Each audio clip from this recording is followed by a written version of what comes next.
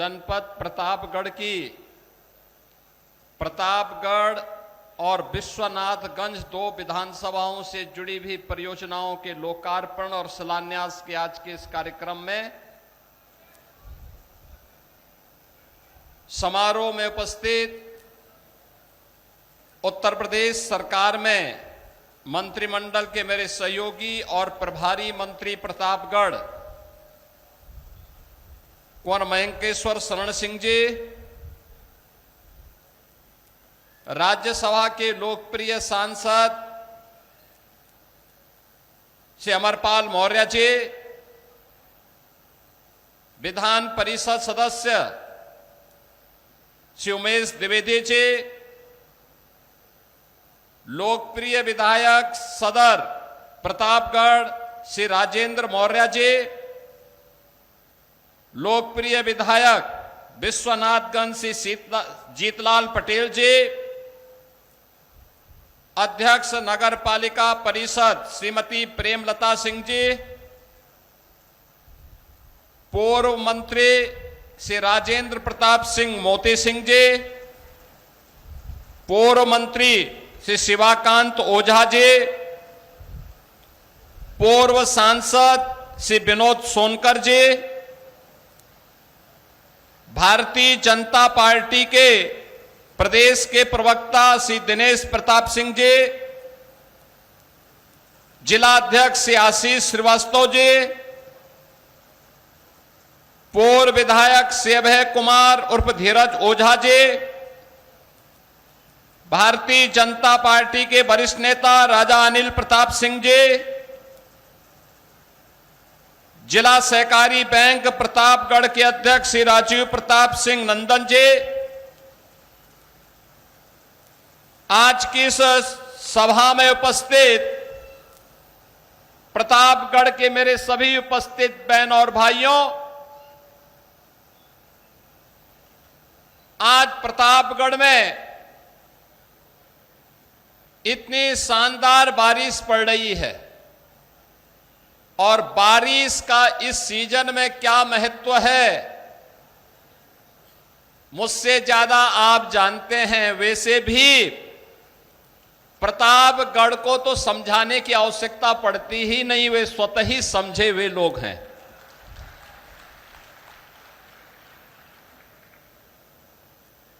मैं प्रतापगढ़ की इस पावन धरा को, जो अत्यंत उर्वरा भूमि है,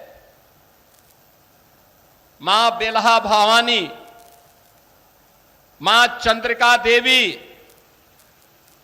बाबा घुसमेश्वर नाथ, बाबा भयहरण नाथ और पूज्य संतों के सिरमौर जगतगुरु करपात्री जी महाराज की पावन जन्मभूमि,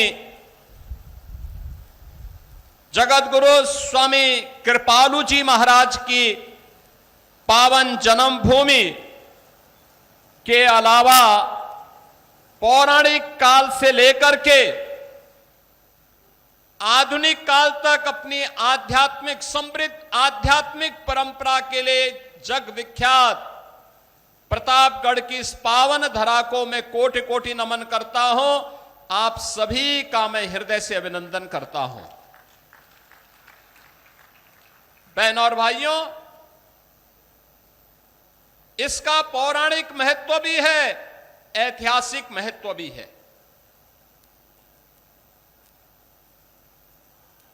शांति में अध्यात्म के मार्ग का अनुसरण करके लोक कल्याण का मार्ग प्रशस्त करना, धर्म और राष्ट्र पर संकट आए तो प्रतापगढ़ उसमें पीछे नहीं रहा। 1857 का प्रथम स्वातंत्र समर इसी प्रतापगढ़ की धरती से बाबू गुलाब सिंह जी ने शंखनाद किया था। यहां के रणबांकुरों ने विदेशी हुकूमत की जड़ों को उखाड़ने का काम किया था और भारत के संविधान सभा के सदस्य के रूप में पंडित मुनीश्वर दत्त उपाध्याय जी ने, मध्य प्रदेश के पूर्व मुख्यमंत्री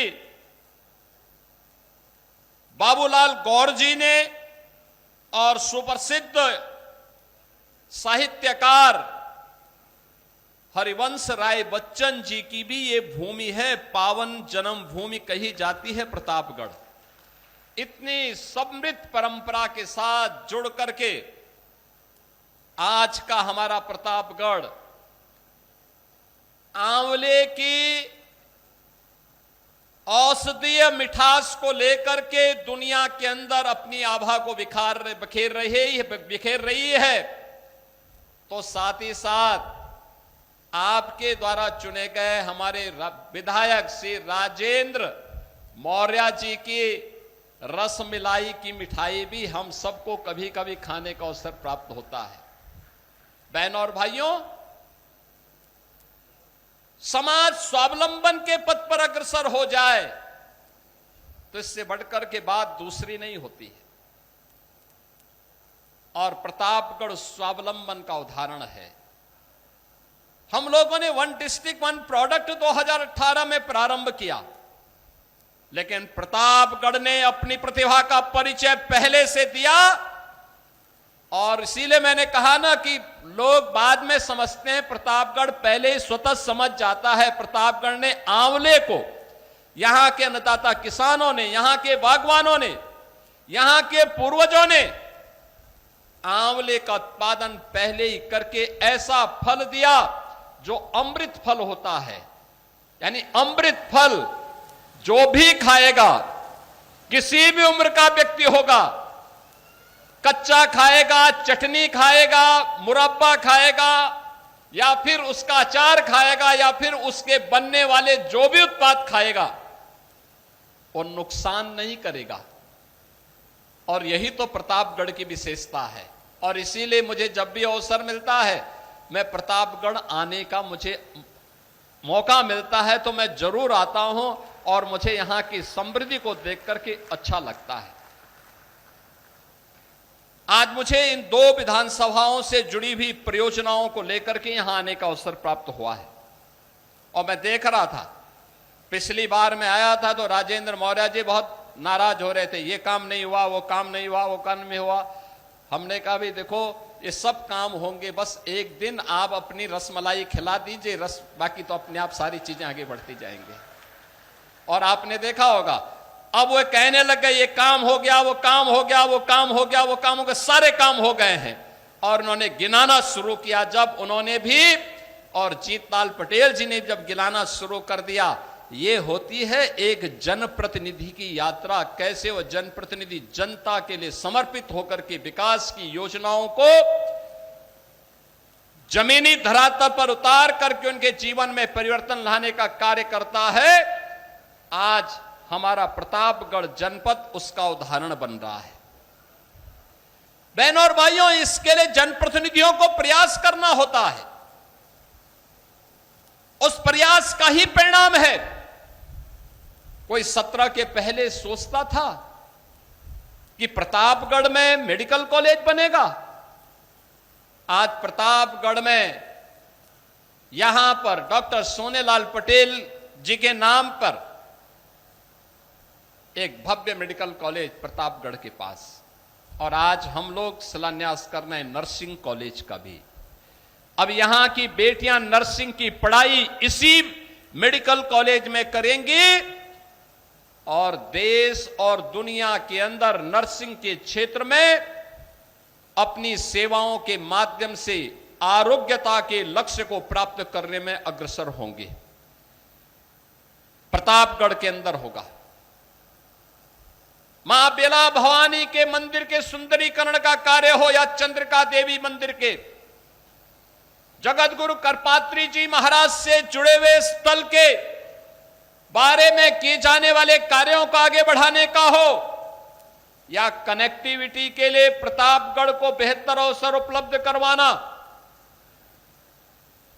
या फिर गंगा एक्सप्रेसवे के माध्यम से प्रतापगढ़ की दूरी को प्रयागराज के साथ साथ पश्चिमी उत्तर प्रदेश से और कम कर देना, आज ये प्रतापगढ़ के अंदर दिखाई दे रहा है।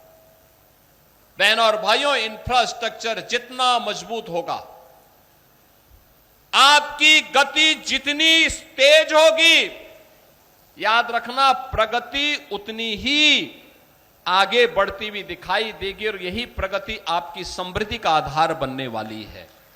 और इसीलिए डबल इंजन की सरकार ने प्रधानमंत्री मोदी जी के मार्गदर्शन और उनके यशस्वी नेतृत्व में उन लक्ष्यों को प्राप्त करने की दिशा में प्रयास आज हम सबको हर जनपद में देखने को मिलता है।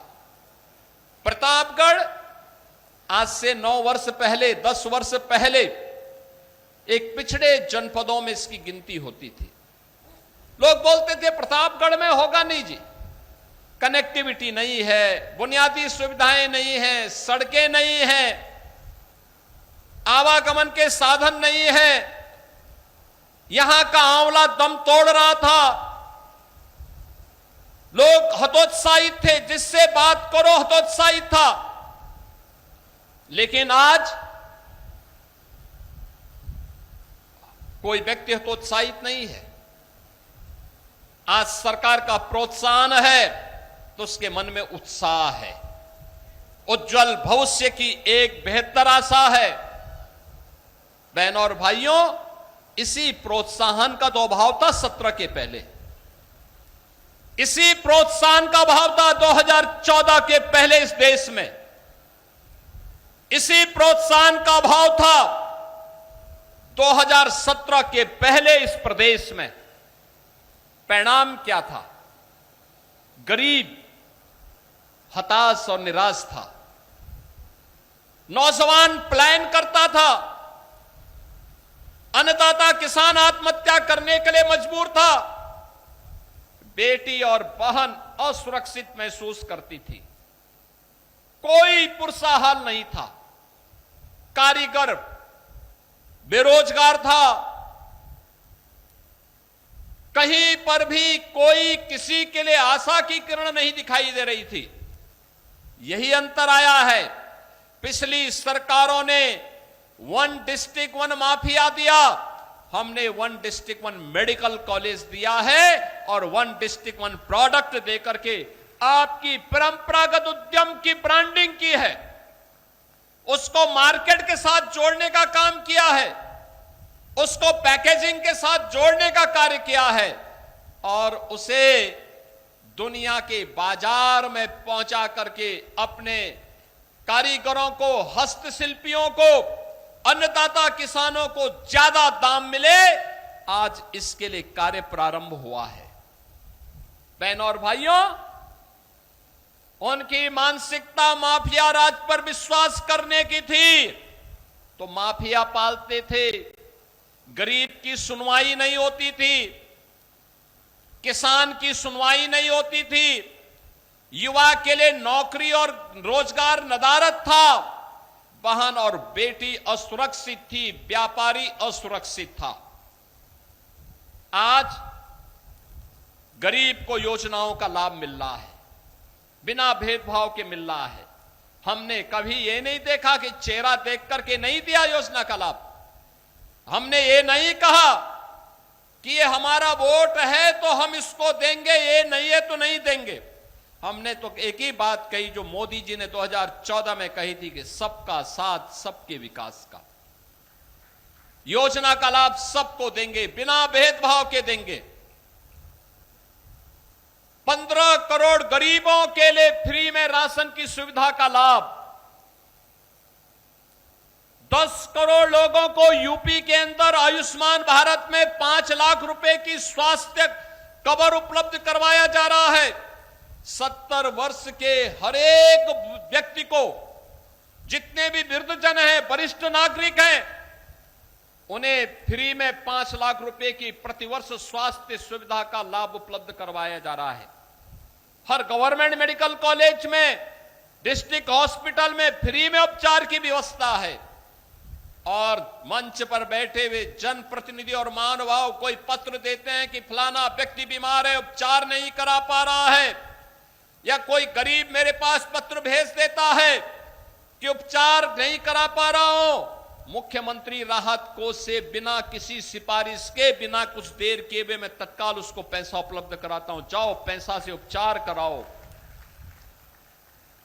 यही सुनवाई 2017 के पहले इस राज्य में नहीं थी। उज्ज्वला योजना में हर गरीब के लिए फ्री में रसोई गैस के सिलेंडर, हर गरीब को आवास की सुविधा का लाभ, प्रधानमंत्री आवास योजना, मुख्यमंत्री आवास योजना, 65 लाख गरीबों को हमने प्रदेश में फ्री में एक एक आवास उपलब्ध करवाया है। हर गरीब के घर में शौचालय उपलब्ध करवाया है।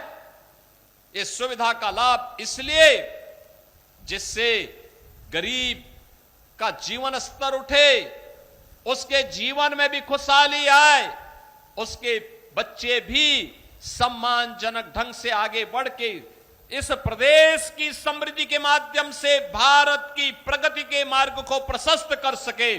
इसलिए ये कार्यक्रम आगे बढ़ रहे हैं। नौजवान को नौकरी, आज मुझे अच्छा लगता है जब मैं नियुक्ति पत्र वितरित करता हूं तो प्रतापगढ़ के नौजवान को भी नियुक्ति पत्र प्राप्त होता है। 2017 के पहले एक सपना था।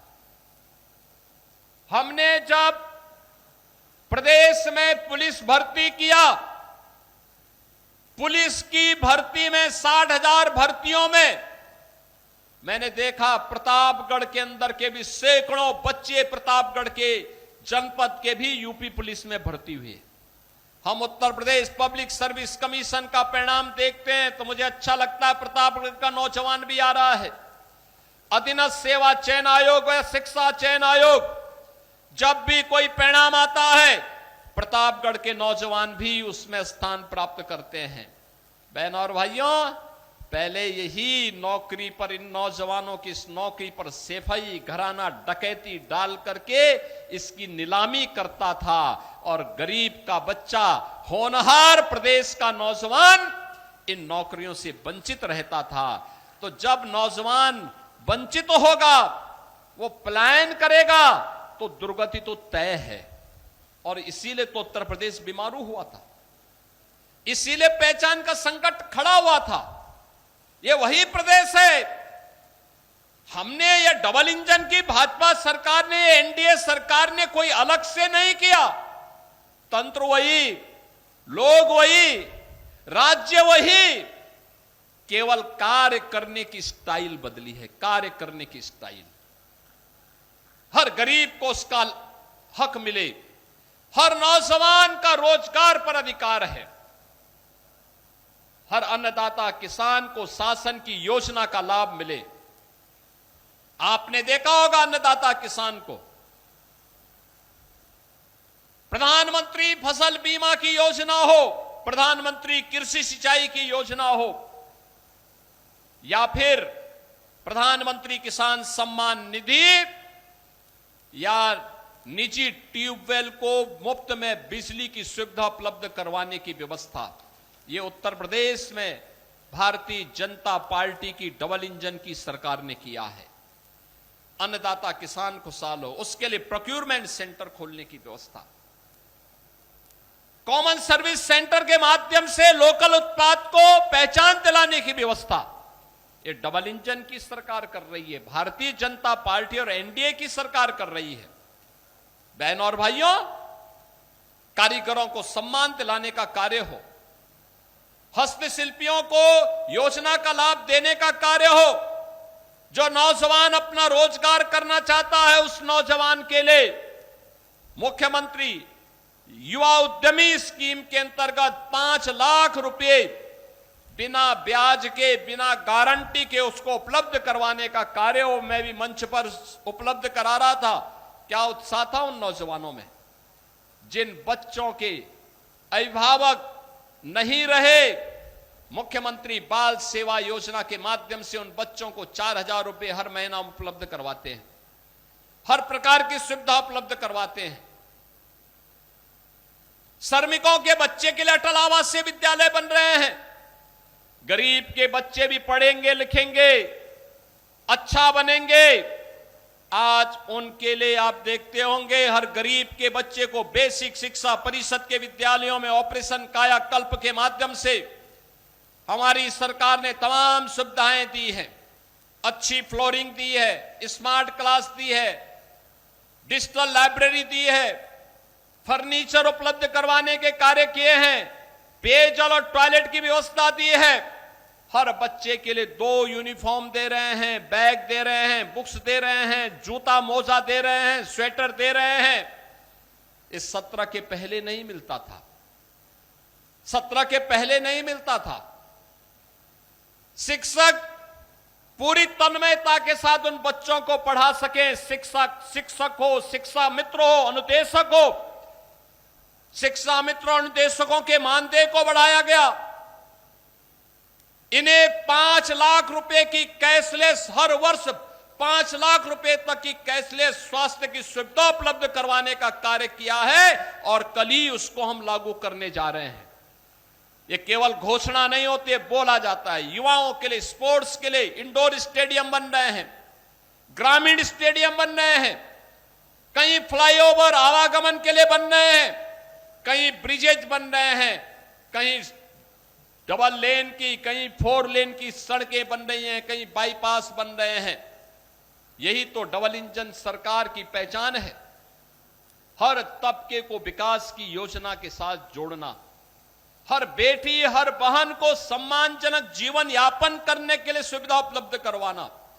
और बहनों और भाइयों, आज मुझे प्रतापगढ़ सदर और विश्वनाथगंज, इन 2 विधानसभाओं की इन परियोजनाओं के लोकार्पण और शिलान्यास के ही उद्देश्य से आपके बीच में आने का अवसर प्राप्त हुआ है। मैं आप सबका आह्वान करूंगा, बहनों और भाइयों, आपने कांग्रेस, समाजवादी पार्टी, बहुजन समाज पार्टी और इन तमाम अन्य दलों के दलदल को देखा है। प्रदेश के नौजवानों के सामने, प्रदेश के नागरिकों के सामने जिन्होंने पहचान का संकट खड़ा किया था, वे लोग फिर से चुनाव नजदीक आते हुए देख करके फिर से उनके सिर उठते हुए दिखाई दे रहे हैं। वे साजिशें कर रहे हैं। आज जो प्रगति दिखाई देती है, आज जो पहचान के संकट से मुक्ति मिली है, उपद्रव से मुक्ति मिली है, आज जो उत्साहपूर्ण वातावरण यूपी के अंदर है, आज जो यूपी की प्रगति है, यह प्रगति इन विपक्षी दलों को अच्छा नहीं लगती है। इनको विरासत का सम्मान अच्छा नहीं लगता है। मां बेला भवानी हो या मां चंद्रिका देवी मंदिर में या करपात्री जी महाराज के पावन जन्मस्थली के पुनरुद्धार के कार्यक्रम को इन्हें अच्छा नहीं लगता। नौजवानों को रोजगार देना विपक्ष के लोगों को अच्छा नहीं लगता है, क्योंकि ये नौजवान जब कार्य करेंगे तो ये जातिवाद की राजनीति समाप्त होगी। विपक्ष फिर से जातीय आधार पर समाज के ताने बाने को बांटना चाहता है, छिन्न भिन्न करना चाहता है। हमें इससे ऊपर उठना पड़ेगा, हमें इससे आगे बढ़ना पड़ेगा। और किस किस प्रकार के मुद्दों को लेकर के आते हैं, कोई मुद्दा नया नहीं। जाति के नाम पर विभाजन या आस्था पर प्रहार, यही है आज कांग्रेस और समाजवादी पार्टी का मात्र ये 2 मुद्दे बचे हुए हैं। आपने देखा होगा पिछले कुछ दिनों से इनके द्वारा भारत की सनातन आस्था पर प्रहार करने की कितनी शरारतें हो रही हैं, किस प्रकार की बयानबाजी की जा रही है।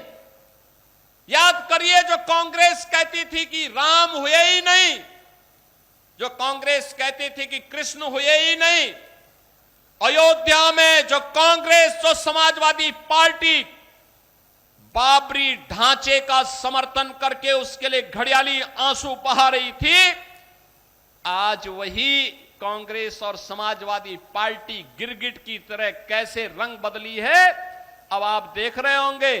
अब कह रहे हैं अयोध्या में आस्था के साथ खिलवाड़ हो रहा है। अरे आस्था के साथ कौन खिलवाड़ हो रहा है तो बताओ पहले। और तुम्हारी आस्था कब से अयोध्या पे हो गई है?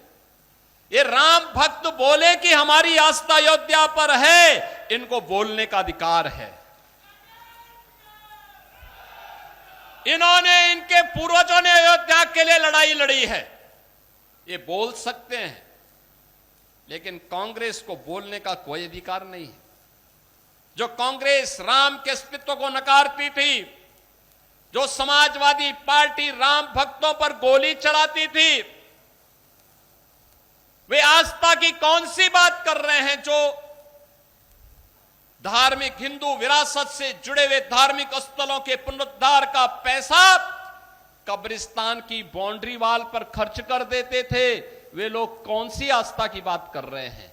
और यही प्रश्न आपको करना चाहिए समाजवादी पार्टी और कांग्रेस के लोगों से। उनसे पूछना चाहिए, वे जब तुम्हारी सरकार थी तब तुम राम भक्तों पर गोली चलाते थे, जय श्री राम बोलने पर लाठी डंडा चलाते थे, कांग्रेस सुप्रीम कोर्ट में तक बोलती थी कि राम तो हुए ही नहीं। ये कांग्रेस के हाल थे। देश की सबसे बड़ी, सबसे प्राचीन पुरानी पार्टी, राजनीतिक पार्टी इस प्रकार की बात उस समय कहती थी। लेकिन बहनों और भाइयों, अब यह देश कांग्रेस और समाजवादी पार्टी के चंगुल में नहीं फंसने वाला है।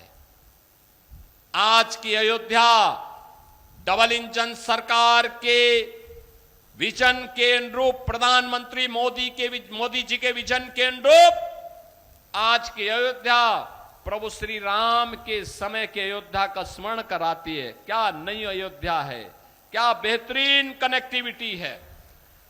जहां से जाओ 4 लेन की कनेक्टिविटी, अयोध्या के लिए रेलवे की ब्रॉड गेज की डबल लाइन की सुविधा, और अयोध्या में इंटरनेशनल एयरपोर्ट महर्षि वाल्मीकि के नाम पर, यह केवल भारतीय जनता पार्टी कर सकती है।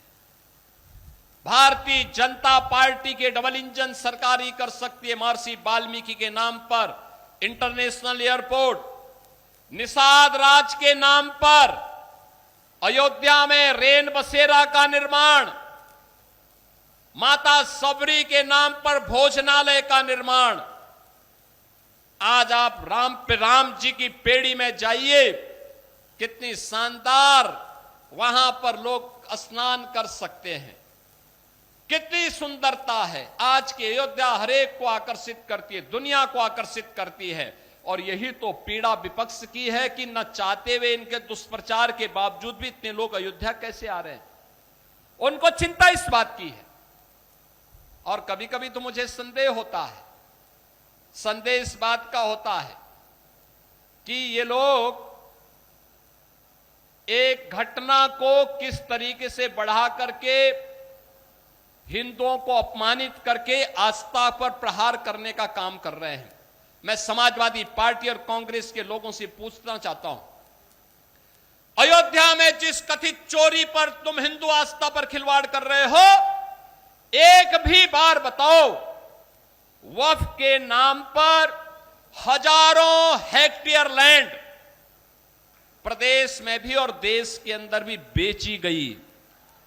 एक भी बार ये लैंड गरीब की थी, कमजोर तबके के लोगों की थी।